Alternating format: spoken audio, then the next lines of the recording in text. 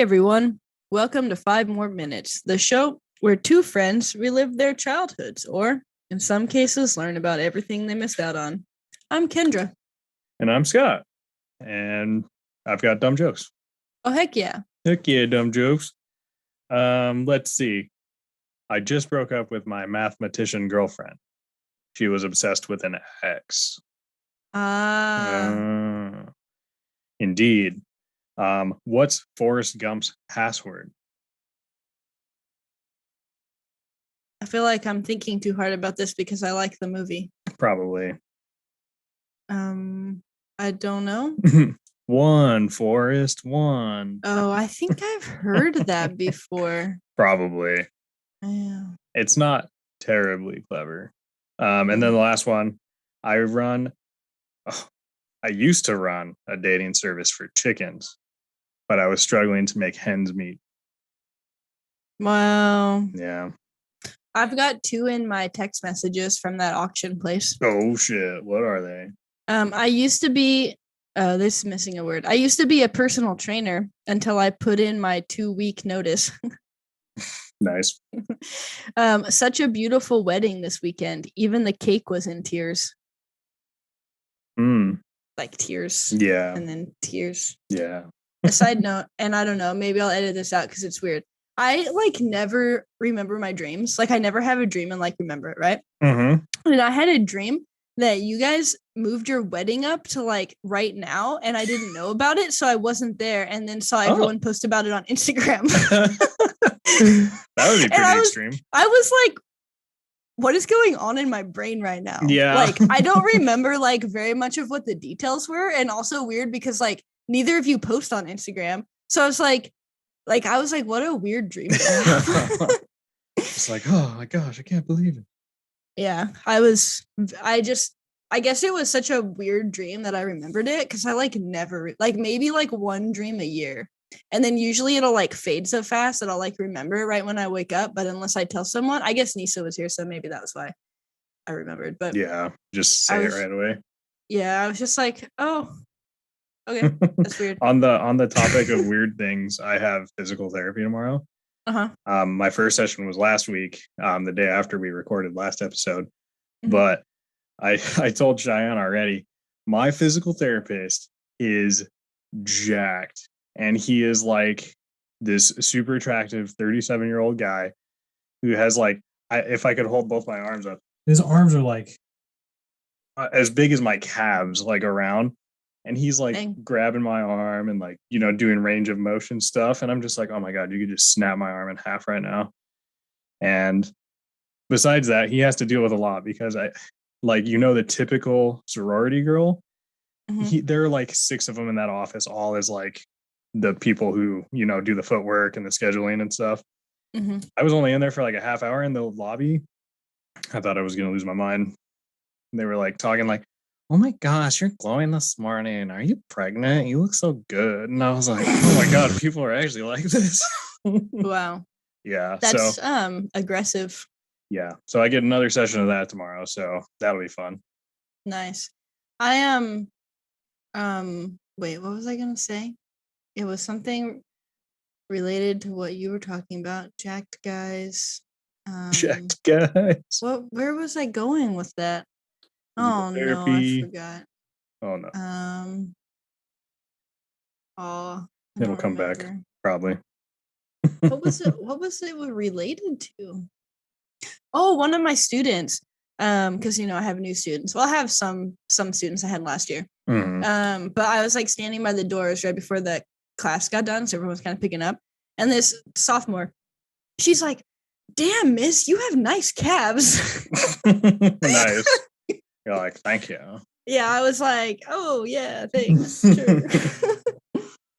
Check me out. Probably shouldn't do that, but whatever. Yeah, I don't say that. But I mean, yeah, I might have mentioned this not when we recorded, but all my students keep coming to visit me during lunch. And I have first lunch, but 4th hour prep, and that's one big block of time. So kids who have second lunch keep coming in my room when I'm trying to do things. Yeah. And I don't mind. I like that they like me, and it's all students who don't have my class. But at the same time, I'm just you guys want to talk and I'm trying to do stuff. Yeah, like this is my time to do things. Yeah. Some of them just come in for like a couple minutes and leave, so that's fine. But yeah. But yeah. Anyways, that's exciting. Woo. School is exciting. Yeah, so exciting. Hell yeah. I guess we can talk about all the stuff we're gonna talk about today, the history of polyhedral dice. Oh shit. Hell yeah. And these dice back here are some that I made I thought would be fitting for the occasion. And they're also available in my shop. So if you like them, you can go to bit.ly/bowdice. Nice. Hell yeah. And I give out free stickers with every purchase. There you go. Put a sticker on something. Put a sticker on your water bottle and suck it. Sure. Yeah. Last year I taught my students my phrase. Put that in your juice box and suck it. Oh, suck it like a fat egg. Yeah, they don't understand that part, but honestly, neither do I, and I don't know where it evolved from. I don't either. Also, I know I haven't been playing Call of Duty, but I really want to get that Stranger Things Dark Horse pack. Umbrella Academy. Yep. That's definitely what I meant. I haven't really played much either. Keaton and I played on Friday night, but it is like double all of the things right now until Thursday. Oh man, but I'm not gonna have time, and I can't even get up for CrossFit when I went to bed at 9:30 and couldn't fall asleep until 11. The curse. Yeah. Anyways, we're gonna talk about the history of polyhedral dice here. We're gonna start talking about when these big boys arrived on the scene. I printed this like 6 months ago so I could make chunky boys in my shop. Nice. Never finished it, never polished it, never sanded it. It's still like this. Shame. Yeah, maybe one day. All right. So I'll tell you when those slides are relevant. Okay. Oh, I should open it for myself too, so I remember what I put on it. Yeah. Hell yeah. Okay, so humans, people like us. No, just like us. Yeah. Have been using dice at least as far back as 3000 BCE. Nice. And then I threw in a couple things, other things that were happening around 3000 BC. From like most of these things are from like 2400 BC to 3000 BC. Mm-hmm. The potter's wheel was invented or dates back to 3000 BCE in Mesopotamia. Okay. And I'm not up to date on all of my world geography of this era, so I generally know where Mesopotamia is, but not really. Most of these things are in the Europe area. That's all I know. All right, fair enough. Yeah. Let's look. Mesopotamia.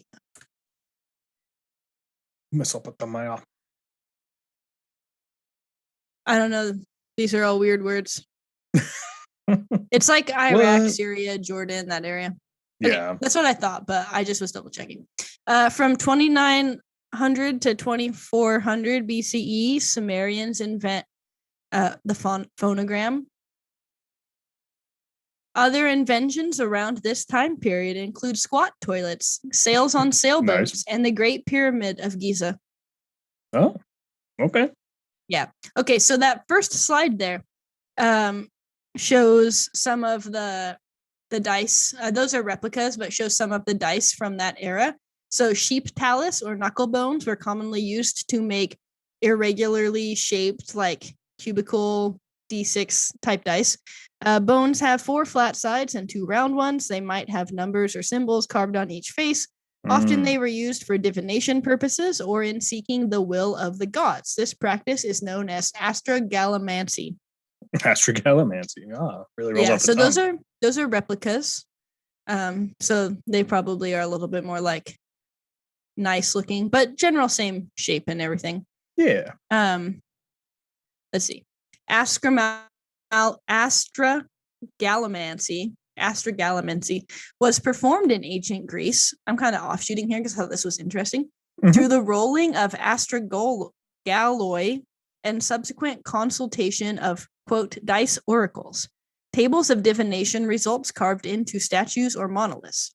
Astrogalloi are the marked and cut off knuckle bones of sheep or similarly shaped imitations in bronze or woods that served as divination dice in the ancient Greek world. They had 4 sides and were oblong in shape with 2 rounded sides.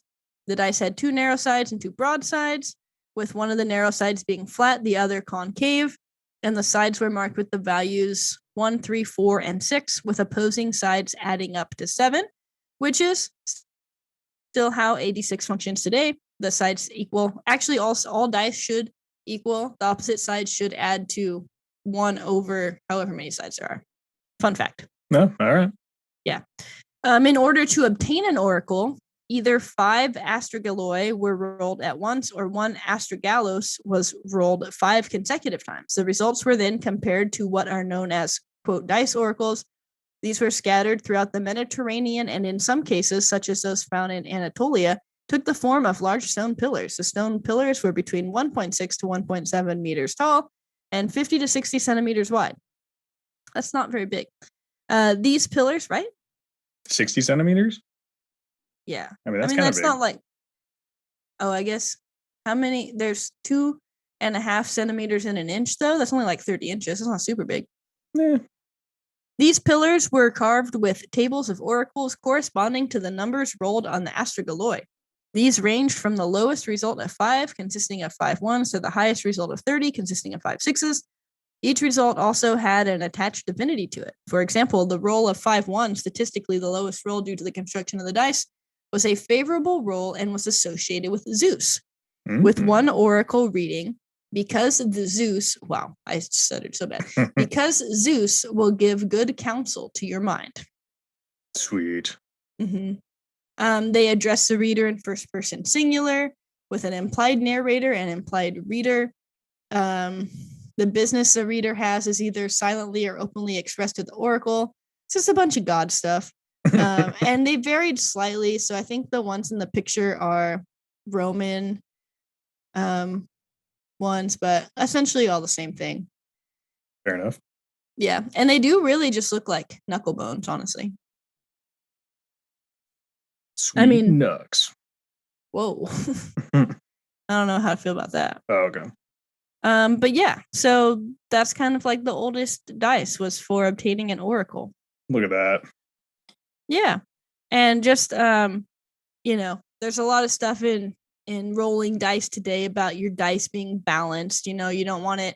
There's like a salt test. I've never done that, but you don't want it to like favor the high numbers or the low numbers. But obviously these older dice were unbalanced because it was up to the gods. Right. Yeah. Mm-hmm. Degenerate gambling forever. Hell yeah. And hopefully I put my notes in a way that makes sense. I think I kind of first I talk about the oldest version of the die, and then when we get into patents. So it's kind of back and forth. Okay. But the next known die was the D4. And this was from pre-2600 BC. And by pre, that means closer. Like, my dog is crazy. I don't know if she's pooped today. She has a lot of energy. Nice. Yeah. I can't leave her out when my neighbor's dog is out. Mm-hmm. We'll talk about that at the end. There's more stuff. Oh boy. Okay, so the D4, the Royal Game of Yeah. So the Royal Game of aka Game of 20 Squares, is a board game that dates to the first dynasty of in Mesopotamia. And is quite possibly the oldest board game equipment ever found. It appears to be a race game of some sort, played with 2 sets, 1 black, 1 white, 7 markers, and 3 tetrahedral die. That's a D4. It is believed to be a precursor to the game backgammon. And I didn't put any pictures of this in here, but it is really weird looking. Because there were no pictures that I could see of like what a die would look like, just of like the game setup with like tokens and stuff. But it does kind of look like an old version of backgammon, so okay, that makes sense. I've only played that like a couple times, but same. Yeah.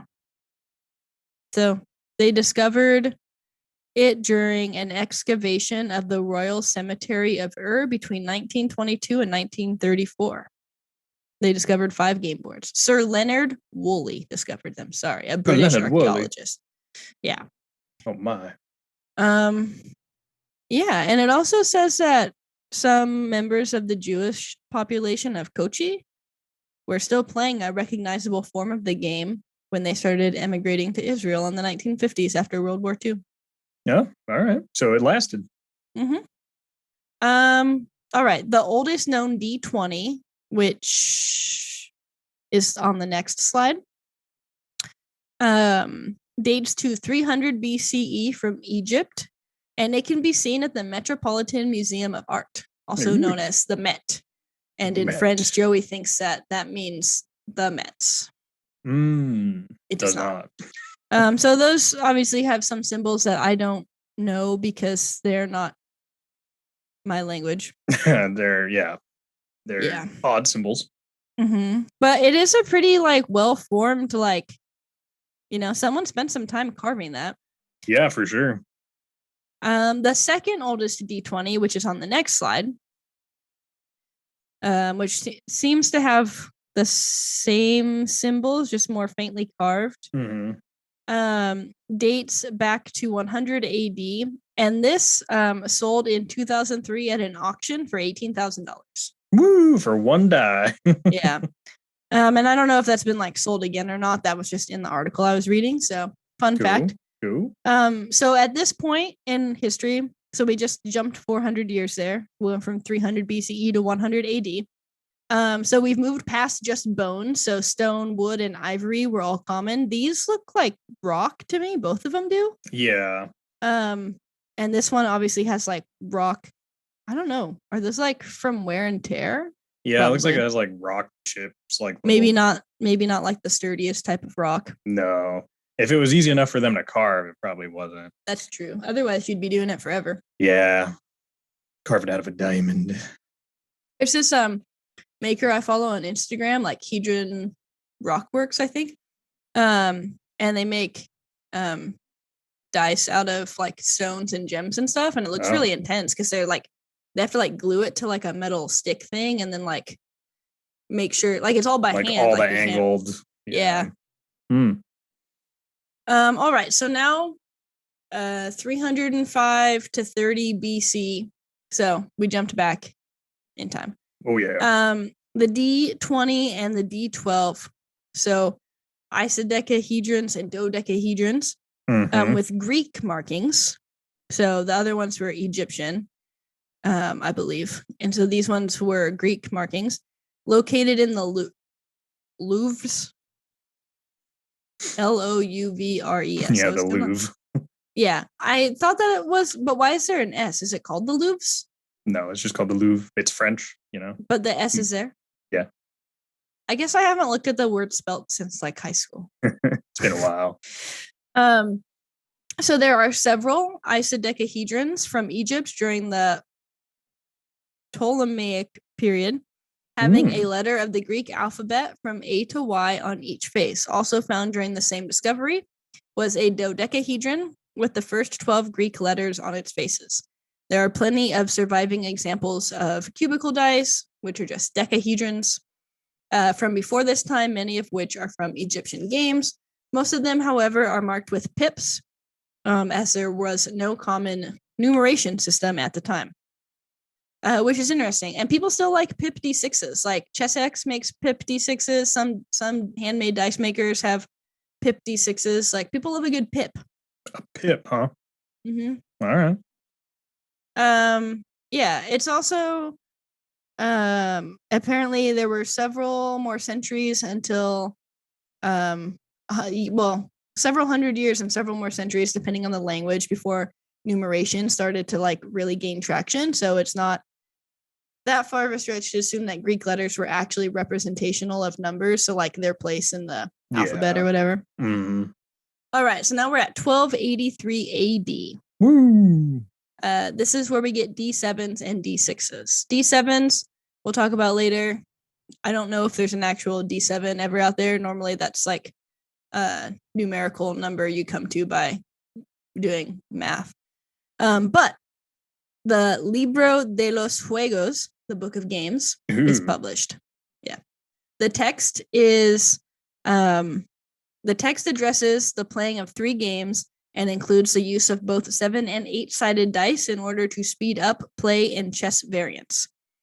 The invention of these dice is credited to Alfonso X of Castile, or Alfonso X, probably. I don't know if it's X. I don't know. One or the other. It's either an X or a 10. A 4-player variant pits each player against the others as one of the 4 elements and or 4 humors, and the green, red, black, and white pieces are moved based upon the roll of the dice. So, yeah, you move your pieces based on your dice rolls, and you're trying to beat people. So it is kind of like chess, but like 4-player. Yeah. And instead of moving it where you want to, you divide it. It says there's another variant entitled Astronomical Chess, which is played on a board featuring 7 concentric circles divided radially into 12 areas, with each division associated with a constellation of the zodiac. Wow, that's a lot. Yeah. There's a lot of big zodiac things back in the day, Yeah, there wasn't anything else to do. Yeah. So there still is a lot of big zodiac things, though. True. Yeah. All right. So now we're getting into where some of the dice become patent. So you can go to the next one. So the one on the right are the D10. So in 1898, U.S. patent number 614,524. I'm having a hard time talking today. I lectured in 3 of my classes, and I was having such a hard time saying words. Just like how I am now when I know how to say it, but I say it out loud wrong. Right. Yeah. Great look for your English teacher. So these were patented for poker dice.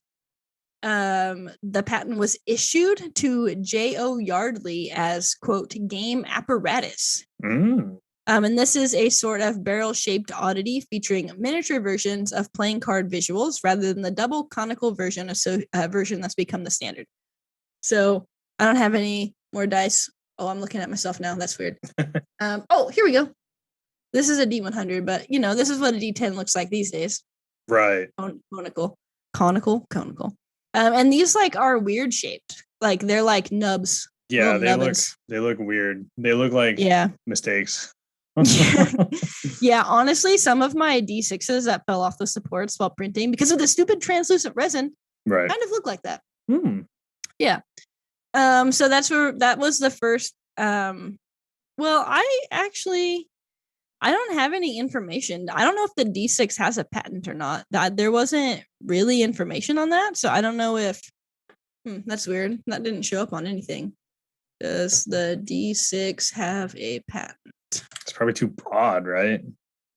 Maybe. That's what I was thinking. And because it's it's just a square. Because that's the most common one. Oh, it says that. What?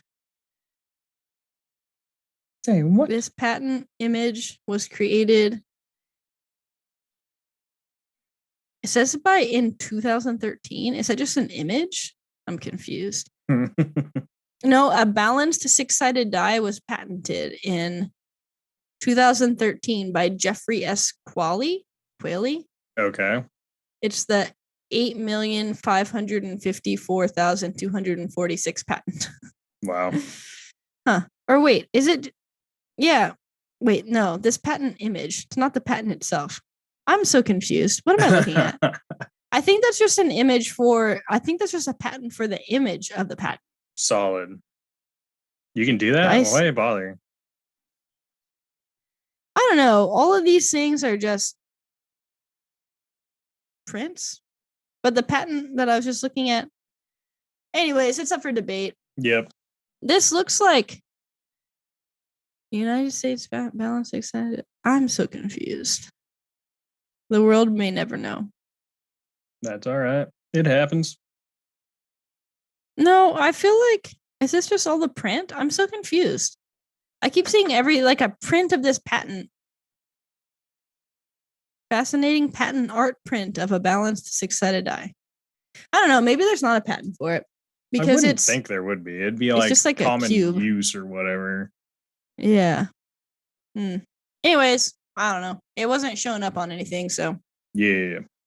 In 1900, the D12, which is on that same slide on the left, the poker ones, those look pretty much what a D12 looks like these days. Yeah. So this was issued March 13th, 1900 to V. Mapes as simply, quote, dice. Dice. This is actually a patent for poker dice with various suits and numbers / faces, initials interspersed over 5 total dice in the game. I've only played poker like twice, and it was with Mormons in high school. So I also don't I don't know how you would play poker with dice, but yeah, and I must have just been maybe, I don't know. Was it? Yeah, I don't know. Should have looked that up. How do you play poker with dice? That thought didn't even cross my mind. That's just because do you have cards in the Apparently dealer? you roll.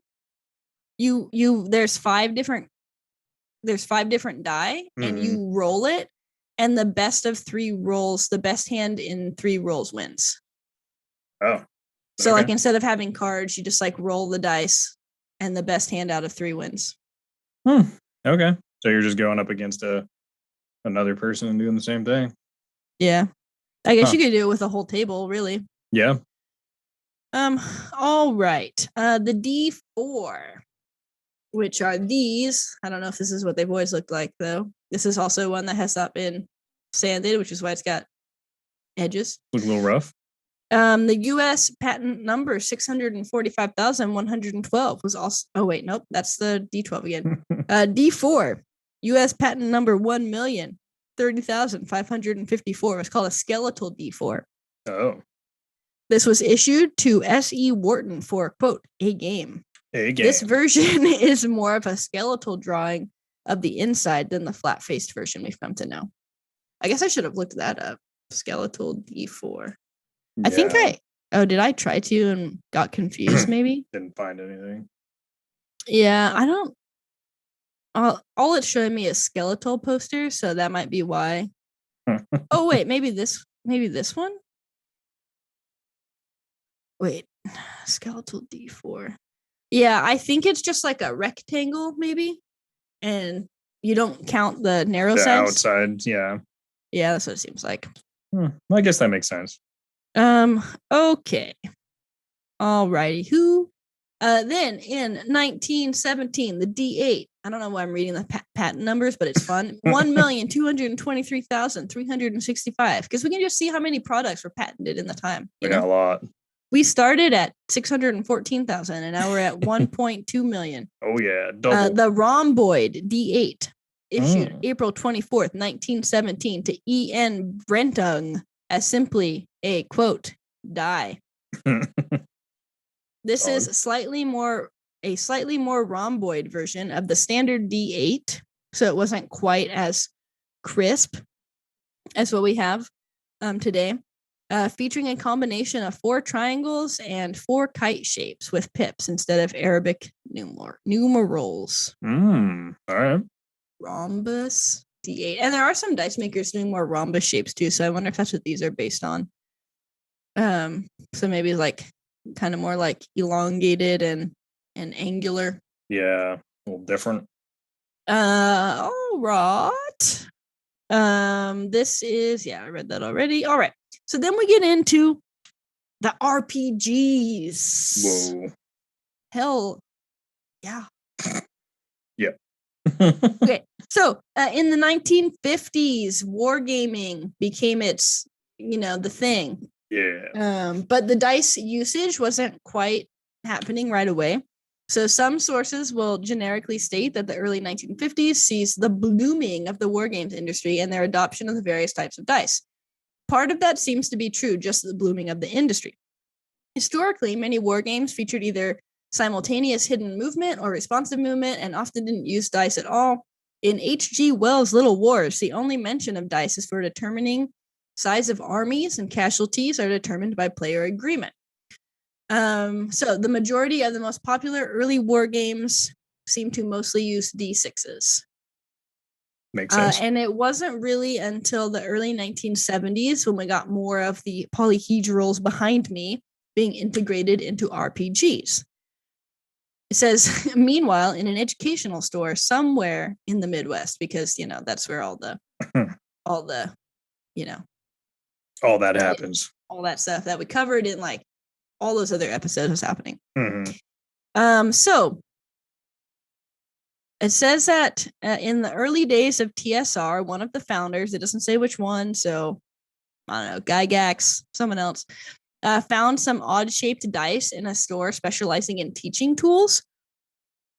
And it says that many of the patents held on polyhedral dice are actually educational in nature. So that makes sense. D&D was adapted to use these odd dice. So we talked about chainmail, like, I don't know, 8 episodes or something ago. When it references more than one die, it's in color only. So it's not actually referencing different shapes. It's like, use your blue, green, whatever die. Oh. And then when you look at Men in Magic, which is the white box books from when I talked about original D&D and how they were the box sets. And then it says something like, it says that you can get your polyhedral dice from TSR. So it's like a profit thing. So they kind of integrated them into that somehow. I couldn't really find a lot of information on like how they really like selected them or whatever. And obviously in the beginning, like the D20 wasn't really used as much. Like we talked about that later. Yeah. Oh, sometimes I don't know things have protective films on them. Whoa.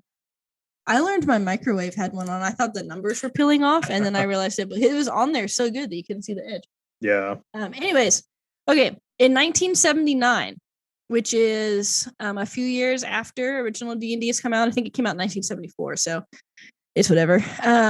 There was a shortage of dice due to D&D's growth and popularity, and that's a big deal. Part of the reason was because oh nope. So if you go to the next slide.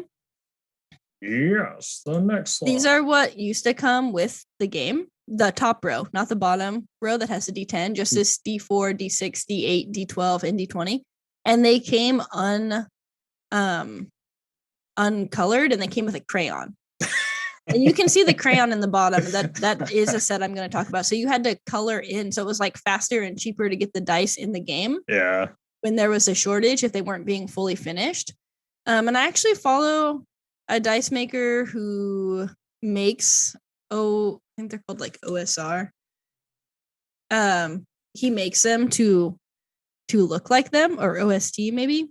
I'll try to find his name because I can't remember. But yeah, that's cool. He makes like replicas of them. He's got the color down really good, and they actually really look like that set. So that was like standard for them to be in that color. Yellow D4, red D6, green D8. And I'm actually pretty sure if you have like any of those, they're like worth money. Like really? Especially if you find one that's like unopened. Like if someone didn't open the package. Yeah. Yeah, it's gonna bother me that I don't remember that guy's shop name, but that bruh. Yeah. And also Facebook keeps changing. Like, where do I find the pages I like? Oh, there they are. I probably like too many pages to try. No, I don't want my pages. Oh, liked pages. There's a lot going on here. I hear like children screaming through the walls because of my microphone. Whee! Oh, Threshold Dice Works. It was right there at the top. Threshold. So he makes replicas, and they're pretty good, I think. Maybe the color thing wasn't. I think the color thing was pretty standard, but yeah. Anyways, so that's fun. Threshold Dice Works if you want a set of new dice that look like old dice. Be like, oh, color in your own shit. I ain't got the time. Yeah. All right. So yeah, so they came with them and the crayon. And I think the only way you could get the dice, like I said at first, was by buying them through TSR. Mm-hmm. And I think they came in like the box sets, and then I'm assuming you could probably purchase them separately. Although, how were you really purchasing these things in the 70s when there were no websites? Just have to go into the store. But would you have to specifically go to the Midwest? Like, how were people in other parts of the country playing this game? They probably weren't. I guess they probably did ship it out to other gaming stores, but you could only get the dice from, like, no one else was making the dice. Mm-hmm. Is probably what it was. All right. So in 1979, like I mentioned, there's a shortage. So when the D10 gets added, because if you look at the top row, no D10, right? Right. So the D10 gets added to the 1977 Holmes Basic box. And the Holmes Basic box was released by TSR in 1977. It was, remember we talked about how there was like 3 different basic boxes? So I don't remember which color this one was, or they were all different colors. There was like a white one, a red one, and blue one. Mm-hmm. It's been like a year since I talked about all that. Yeah. Bless you. Wow. Woo. So it says that although role playing was a few years old at this point, it was not approachable for the novice, even by the standards of its day. The novice. And that's what it says.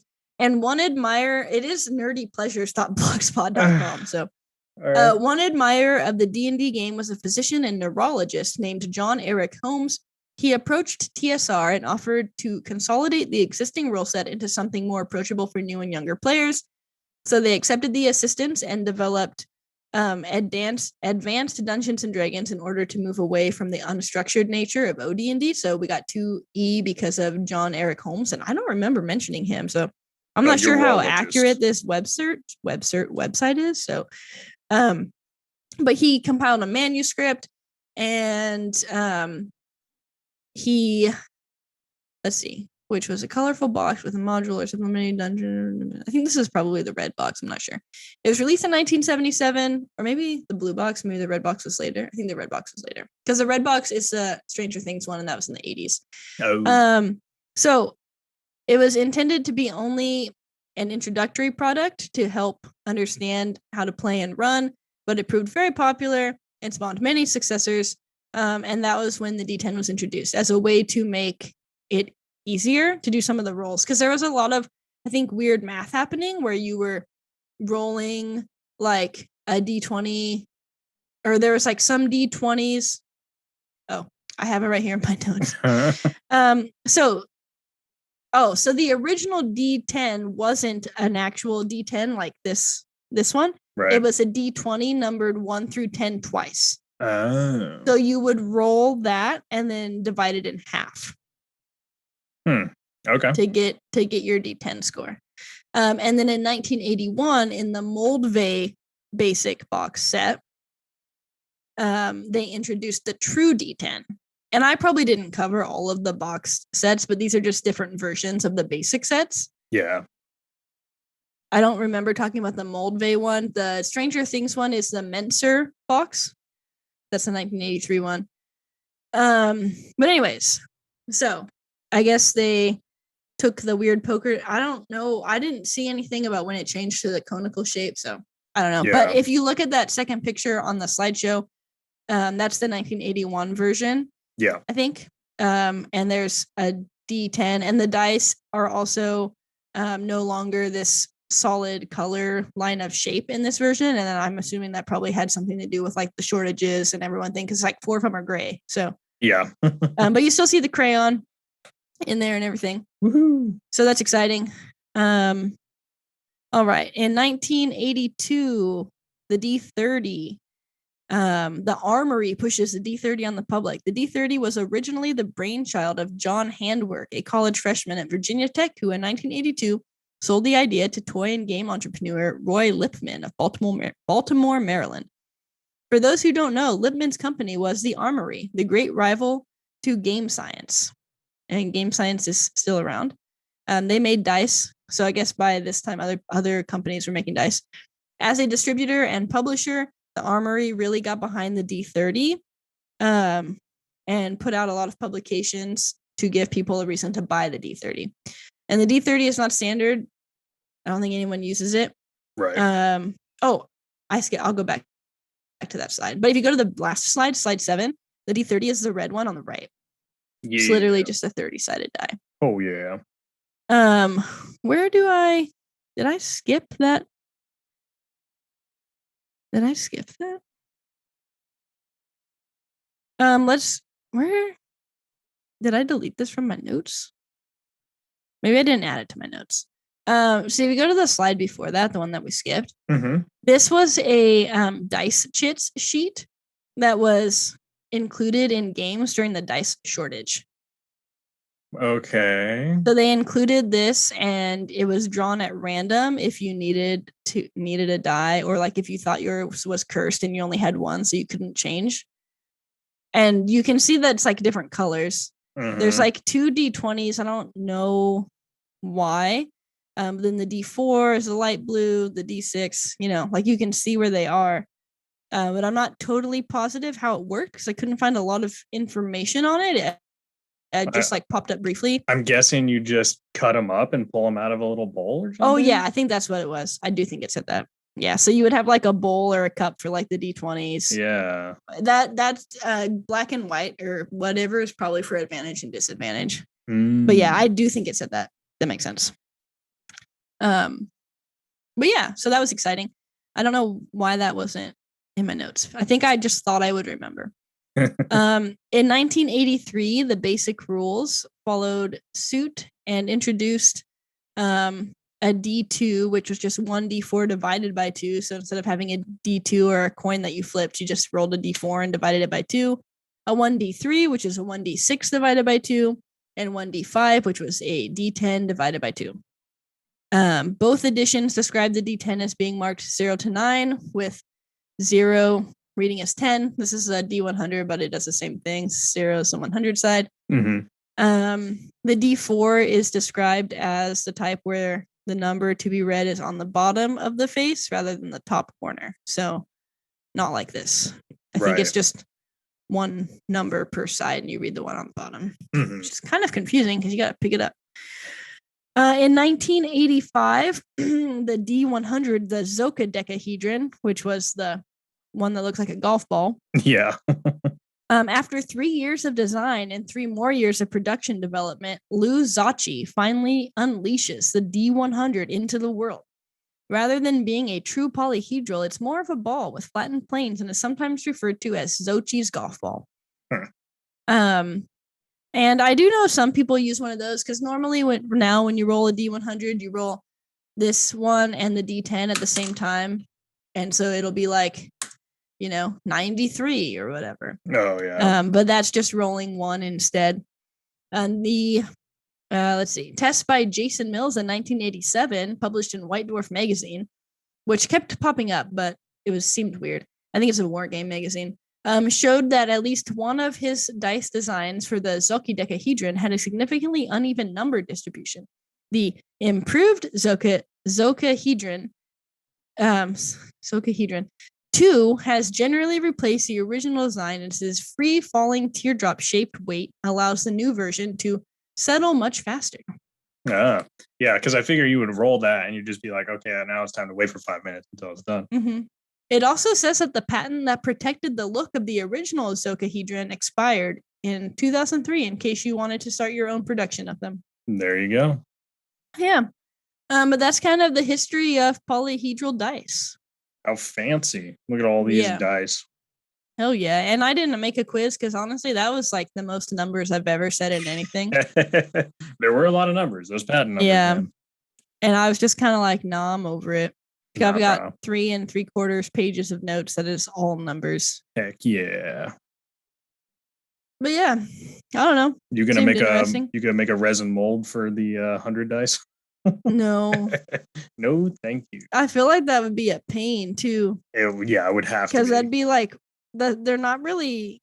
It doesn't necessarily look like the sides are really like flat. They seem a little concave on the D100. And I don't even know how I wouldn't be able to like. It would be so hard to like sand and polish. I'd have to use a Dremel probably. Yeah, no joke. Crazy. Yeah. So that's exciting. Yeah, that's pretty cool. Fun time. Hell yeah. Oh yeah. Yeah, do you have anything else to talk about?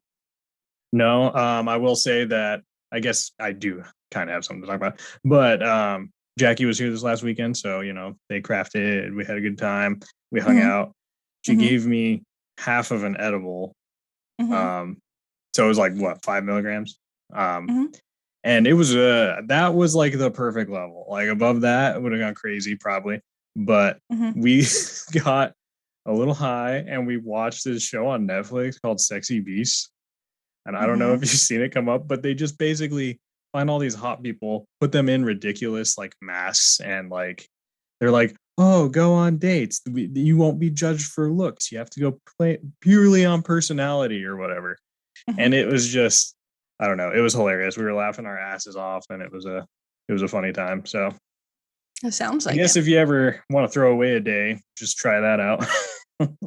Yeah, a half of one of those is pretty good for me too, because sometimes I just get dizzy. Like, it doesn't matter like what type of weed it is with an edible. I just get like the spins so bad with them. And we tried to do the same thing the day after, and it didn't have the same effect on me at all. Like that time, it was just like worse. My heart was racing the whole time. I was just sitting like, I was like slightly paranoid, and I was like, this is not as fun as it was yesterday. So, wild. I don't know what it is, man. Yeah. But anyway, shouts out to Jackie. Hell yeah, Jackie. Woohoo. Yeah, I guess, since we're talking about dice, go check out my dice at brokenbowdiceshop.com, or check out Instagram and find all the cool dice makers. There's too many for me to name. True. Yeah. And you can like and subscribe to our podcast wherever you get podcasts. Download the episodes, leave us a review and a rating, or one or the other, or both.